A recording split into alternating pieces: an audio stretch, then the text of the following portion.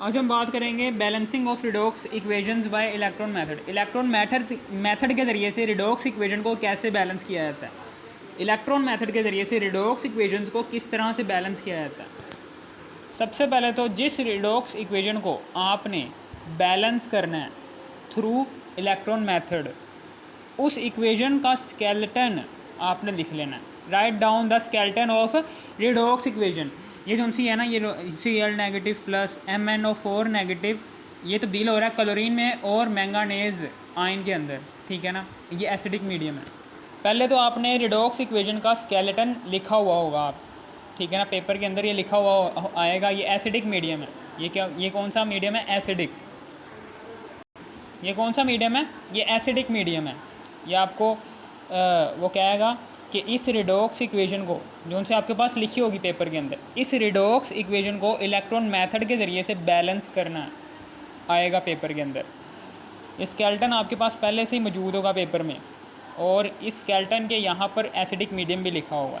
ये कौन सा मीडियम है? या तो बेसिक मीडियम की आ जाएगी ये इक्वेशन, या फिर ये एसिडिक मीडियम की आ जाएगी ये वाली इक्वेशन, ठीक है ना। इसको आपने थ्रू इलेक्ट्रॉन मेथड बैलेंस करना है, ठीक है ना। यहाँ पर लिखा हुआ है एसिडिक मीडियम, ठीक है ना, एसिडिक मीडियम लिखा हुआ आ गया, ठीक है ना। और फिर उसके बाद number of electron loss by reducing agent और number of electron gain by oxidizing agent is always equal. हमेशा याद रखना, ऑक्सीडाइजिंग एजेंट और रिड्यूसिंग एजेंट। ऑक्सीडाइजिंग एजेंट में जितने वो oxidizing agent number of electron gain कर रहा है, और जितने reducing agent number of electron loss कर रहा है, उनकी तादाद हमेशा सेम होनी चाहिए इक्वेशन के अंदर, ठीक है। बहुत इंपॉर्टेंट रूल है। रिड्यूसिंग एजेंट कौन सा होता है? रिड्यूसिंग एजेंट ऐसा एजेंट होता है जो दूसरों को रिड्यूस कर देता है और ख़ुद ऑक्सीडाइज हो जाता है। ऑक्सीडाइजिंग एजेंट ऐसा एजेंट होता है जो दूसरों को ऑक्सीडाइज कर देता है और ख़ुद रिड्यूस हो जाता है, ठीक है ना। समझ आ गई आपको। और फिर उसके बाद यहाँ पर अब हम इस इक्वेशन को लिखने जा रहे हैं। यहाँ पर ये जो सा है, ये Cl नेगेटिव इसमें चेंज हो रहा है। ये क्लोराइड का आयन जो सा है, क्लोराइड का आयन यहाँ पर क्लोरीन में चेंज हो रहा है, और यहाँ पर MnO4 नेगेटिव जो सा है किस में चेंज हो रहा है? मैंगानीज आयन के अंदर, ठीक है ना। समझ आ गई। ये क्लोराइड आयन जो सा है ये क्लोरीन में चेंज हो रहा है, और MnO4 मैंगानीज टेट्राऑक्साइड जो सा है, ये मैंगानीज टेट्राऑक्साइड का आयन जो सा है ये मैंगानीज आयन के अंदर चेंज हो रहा है, ठीक है ना। समझ आ गई। ऑक्सीडाइजिंग एजेंट और रिड्यूसिंग एजेंट कैसे पता चलेगा, ठीक है ना, ये भी मैं अभी बता देता हूँ। और यहाँ पर पता चल ही रहा है ना कि क्लोराइड का आयन जाहिर सी बात है क्लोरीन ही बनाएगा, और ये मैंगानीज जो सा है ये इस कंपाउंड में दिख रहा है, तो मैंगानीज ये बन गया, ठीक है ना, ठीक है। और फिर उसके बाद यहाँ पर अब हम लिखेंगे क्या? Divide the equation into 2 halves. और ये जो सी इक्वेशन है ना, इस इक्वेशन को 2 हाफ्स में तब्दील कर देना है। एक ये वाला हाफ है, एक ये वाला हाफ है। ये पूरी की पूरी इक्वेशन को हमने 2 हाफ्स में कन्वर्ट कर देना है, ठीक है ना। पहला हाफ ये है, पहला हाफ क्या है? ये वाला, जिसमें क्लोराइड जो सा है वो 2 क्लोरीन के एटम्स बना रहा है, ठीक है ना। और फिर उसके बाद मैंगानीज टेट्राऑक्साइड जो सा है ये ब्रेक होने के बाद मैंगानीज का आयन बना रहा है, ठीक है ना। समझ आ गई। 2 हाफ्स में कन्वर्ट कर दिया। सबसे पहले हाफ को क्या कहेंगे? ये क्या कौन सा हाफ है? Oxidation half reaction. इसको हम कहेंगे ये क्या कौन सा है जी? ऑक्सीडेशन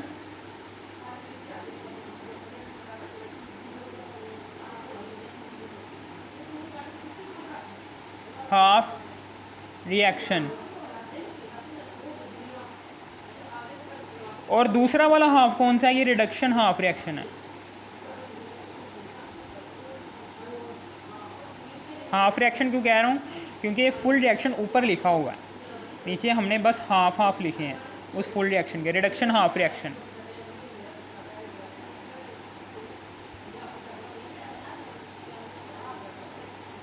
ये रिडक्शन हाफ रिएक्शन है।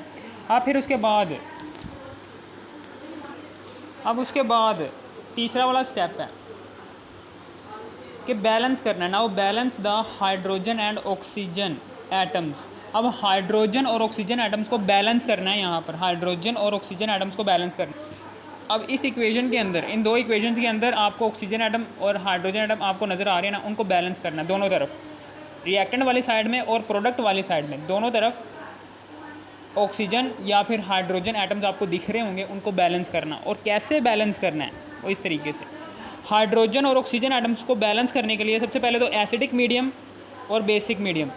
अगर तो आपकी इक्वेशन एसिडिक मीडियम है, उस एसिडिक मीडियम के अंदर, ठीक है ना, आपको ये तो पता है कि एक एसिड जोन सा है जब वो ब्रेक होता है, एक एसिड जोन सा है जब वो ब्रेक होता है, वो कौन कौन से आयन में टूटता है, H+ में और Cl नेगेटिव में, ठीक है ना।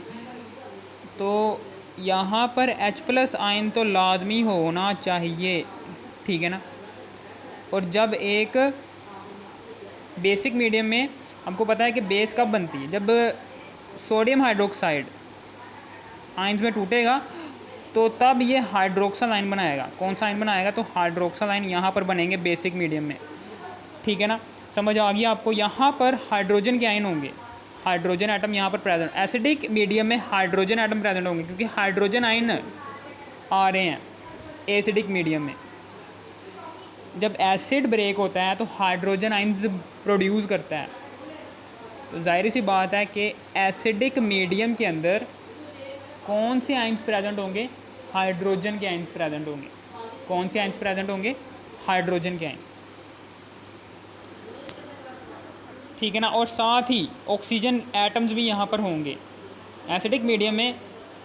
अगर तो हाइड्रोजन के आयन्स प्रेजेंट नहीं है, हाइड्रोजन के एटम्स प्रेजेंट नहीं है एसिडिक मीडियम की इक्वेशन के अंदर, अगर हाइड्रोजन एटम्स प्रेजेंट नहीं है तो ऑक्सीजन के एटम्स लाजमी प्रेजेंट होंगे। अगर ऑक्सीजन के एटम्स प्रेजेंट नहीं है तो हाइड्रोजन के एटम्स लाजमी प्रेजेंट होंगे। ऐसी इक्वेशन को नाम देंगे एसिडिक मीडियम।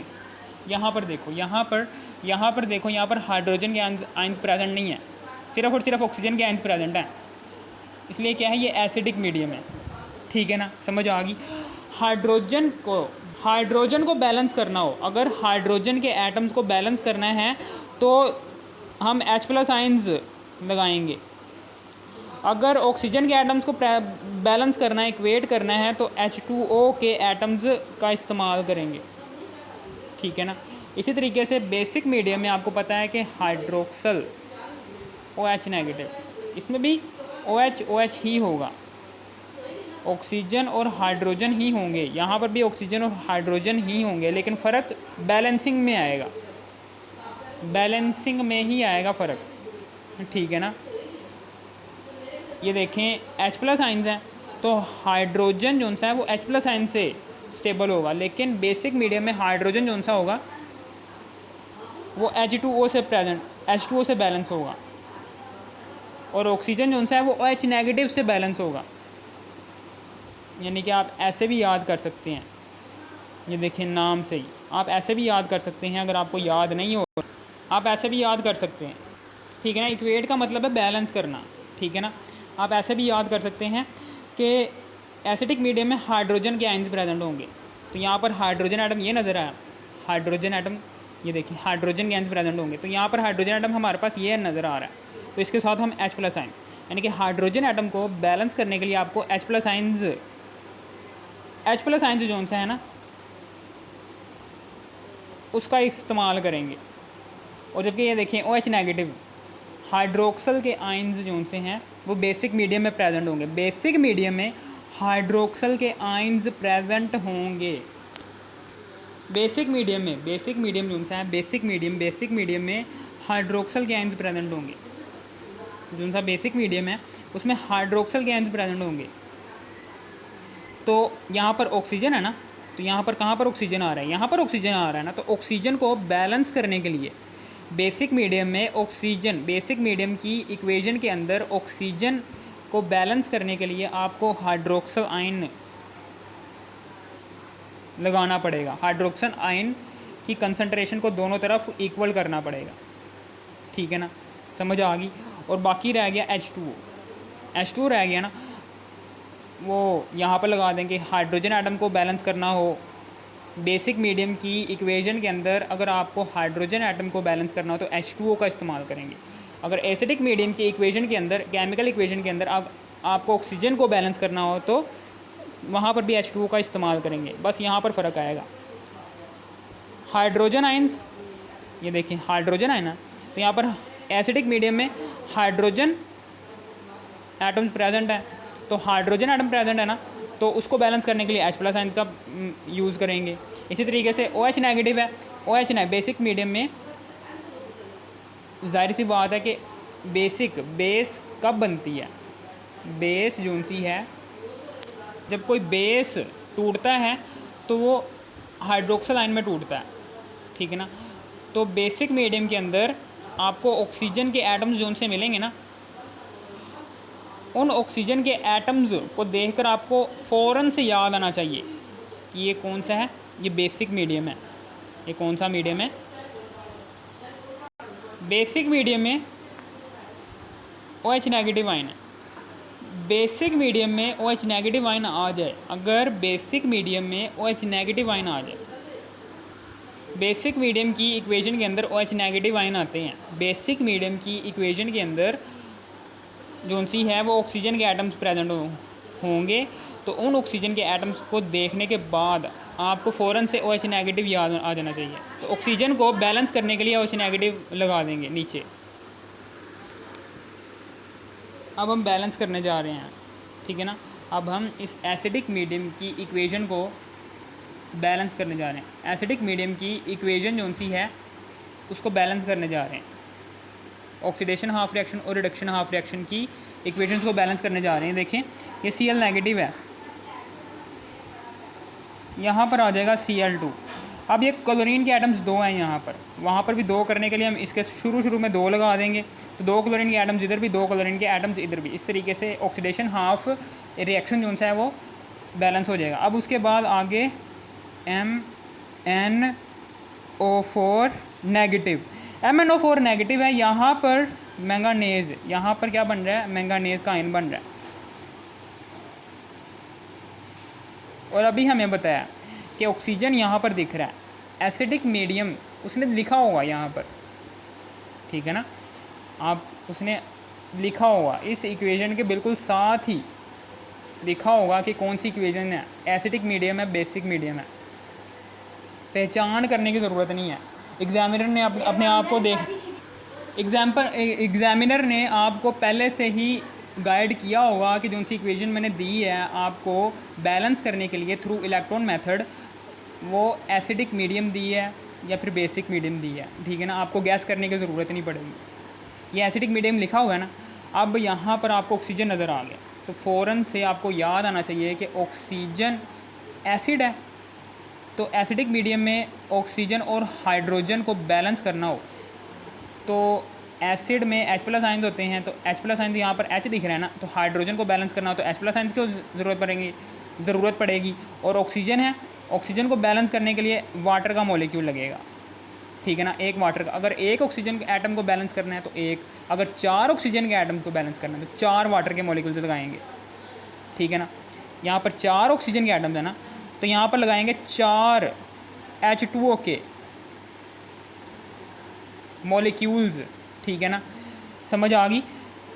4 H2O के मॉलिक्यूल्स लगा देंगे यहाँ पर, इस तरीके से 4 ऑक्सीजन इधर भी, 4 ऑक्सीजन इधर भी आ जाएंगे और 4 ऑक्सीजन इधर भी आ जाएंगे। मैंगानेज का एटम इधर भी है, मैंगानेज का आयन एटम इधर भी है, मैंगानेज भी बैलेंस हो गया, 4 ऑक्सीजन के एटम्स भी बैलेंस हो गए, लेकिन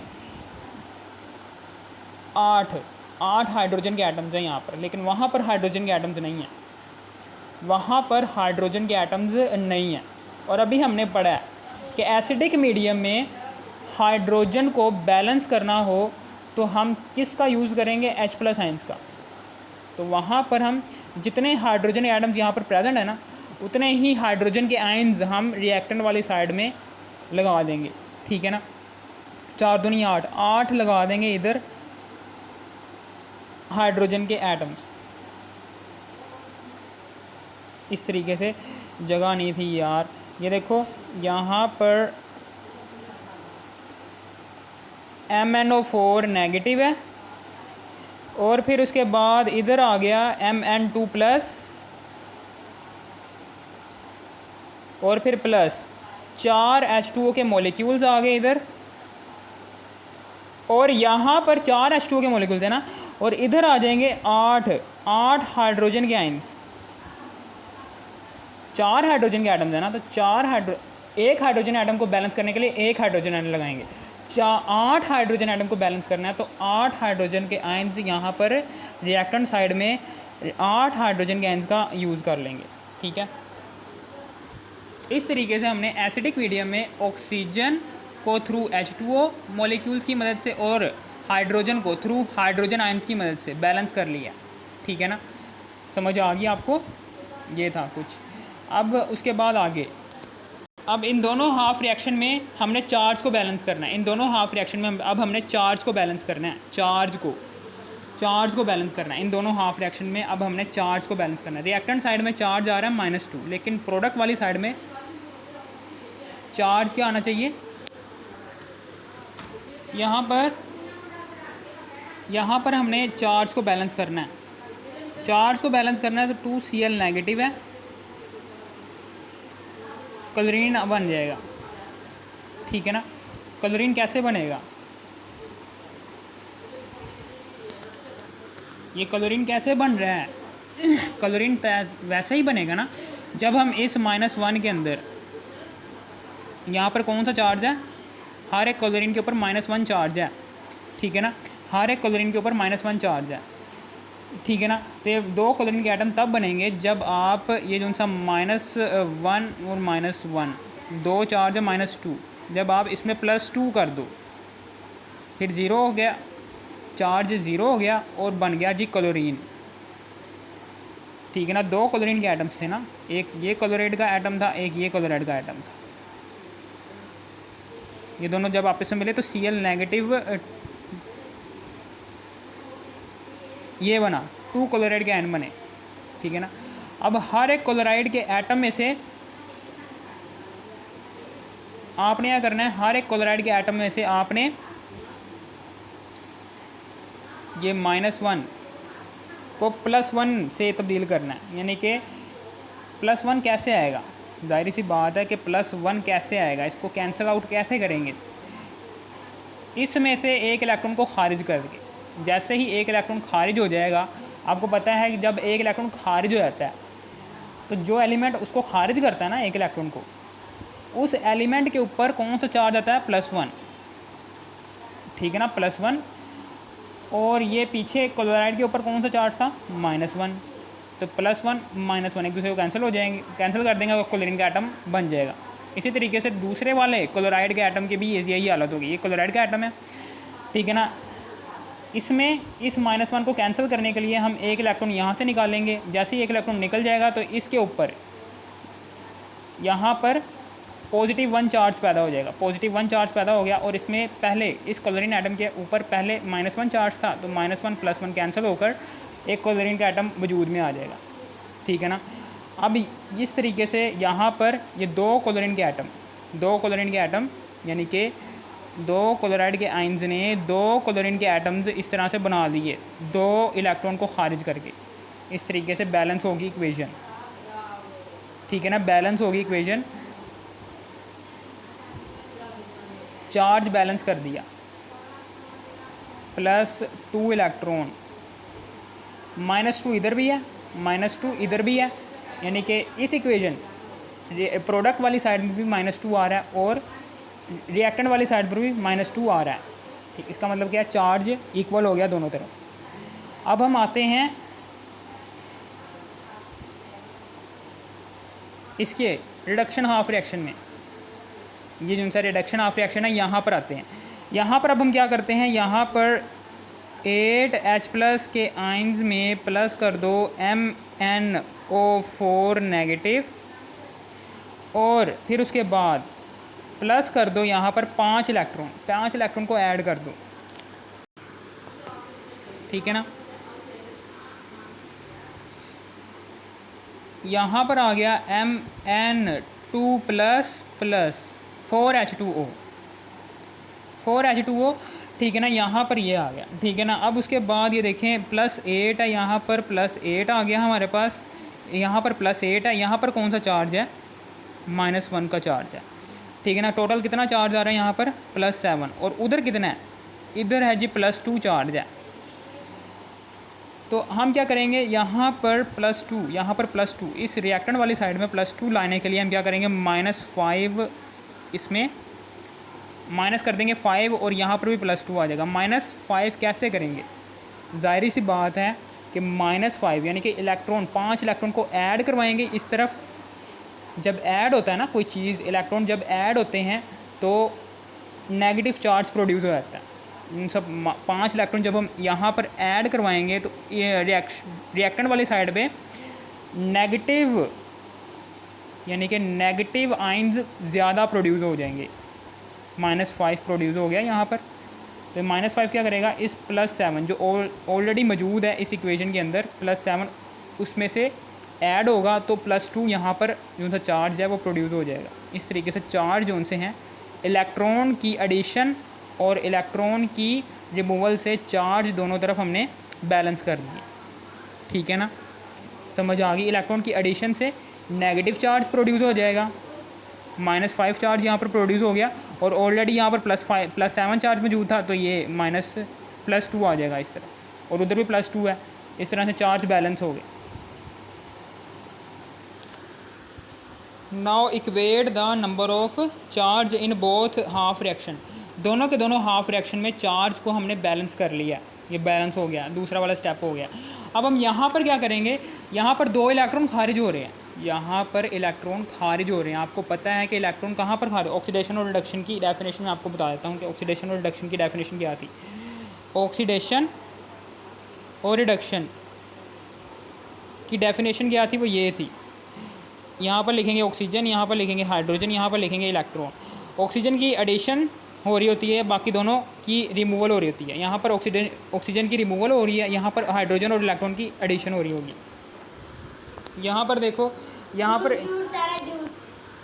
पर देखो इलेक्ट्रॉन की रिमूवल कहाँ पर हो रही है, यहाँ पर हो रही है ना इलेक्ट्रॉन की रिमूवल। तो ये क्या है, ये ऑक्सीडेशन हाफ रिएक्शन है। ये कौन सा रिएक्शन है, ऑक्सीडेशन हाफ रिएक्शन। मैं पूरा नहीं लिख रहा, ठीक है ना। इस तरीके से ये ऑक्सीडेशन हाफ रिएक्शन है, ये देखें वही वाला है ना, ऑक्सीडेशन हाफ रिएक्शन। और इलेक्ट्रॉन की एडिशन कहाँ पर हो रही है, यहाँ पर हो रही है, यहाँ पर इस इक्वेशन में इलेक्ट्रॉन की एडिशन हो रही है। तो ये क्या है, ये रिडक्शन हाफ रिएक्शन है।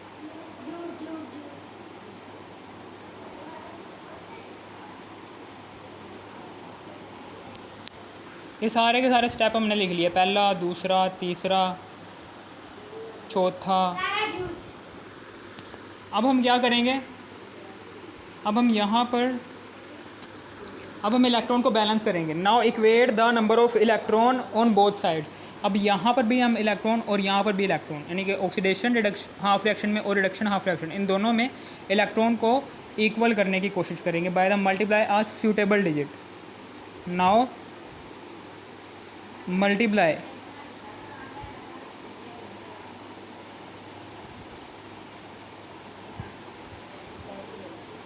ये 1 है, ये 2 है।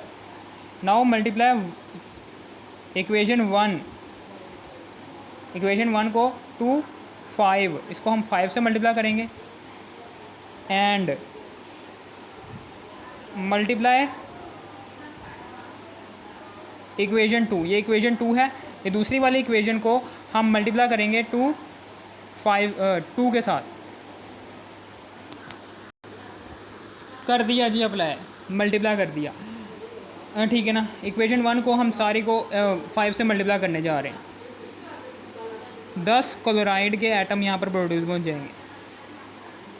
5 को 2 से मल्टीप्लाई करेंगे, 5 दूनी 10, 10 क्लोराइड के एटम, और इसी तरीके से 5 क्लोरीन के एटम्स, फिर प्लस 5 दूनी 10, 10 इलेक्ट्रॉन आ गए।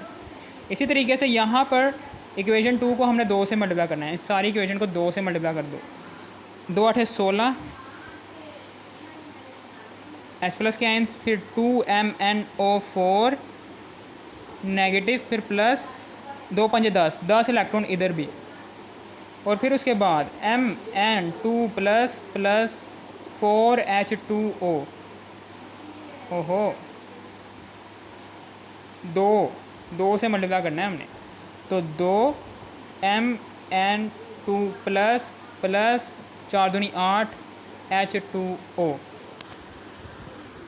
यहाँ पर अब हम इलेक्ट्रॉन की सब्सट्रैक्शन करेंगे। 10 इलेक्ट्रॉन ये रिएक्टेंट वाली साइड पर प्रोडक्ट वाली साइड से कैंसिल हो जाएंगे और बाकी की सारी इक्वेशन को हम नीचे ही उतार लेंगे, ठीक है ना। नाउ ऐड बोथ इक्वेशन, अब हम दोनों इक्वेशन को ऐड कर देंगे।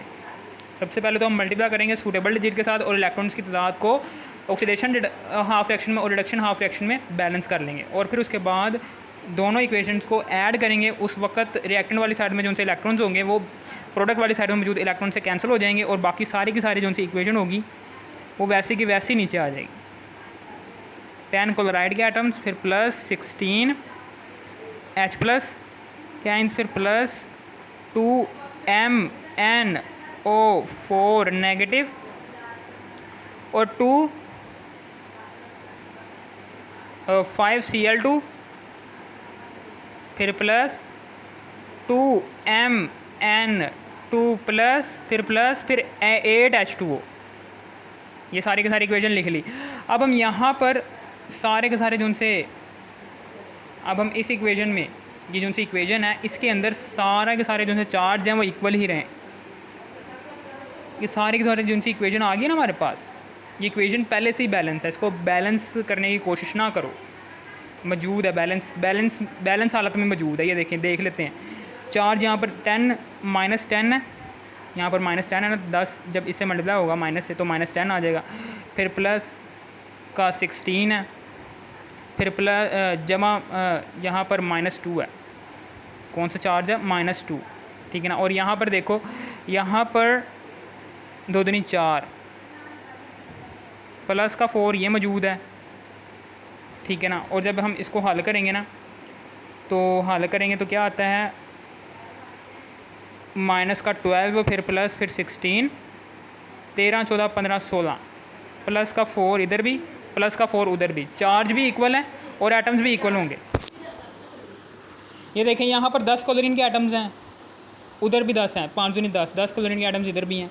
इसी तरीके से यहाँ पर 16 H प्लस के आइंस हैं, 16 हाइड्रोजन के एटम्स हैं और उधर देखो 8 दूनी 16 हाइड्रोजन के एटम्स यहाँ पर भी हैं।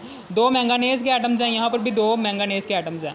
यहाँ पर 4 दूनी 8 ऑक्सीजन के एटम्स हैं, यहाँ पर भी 8 ऑक्सीजन के एटम्स हैं। अगर आपको इस वीडियो की ज़रा सी भी थोड़ी सी भी समझ आ, इस वीडियो को कर दो लाइक और सब्सक्राइब और शेयर भी कर दें। Thanks for watching me.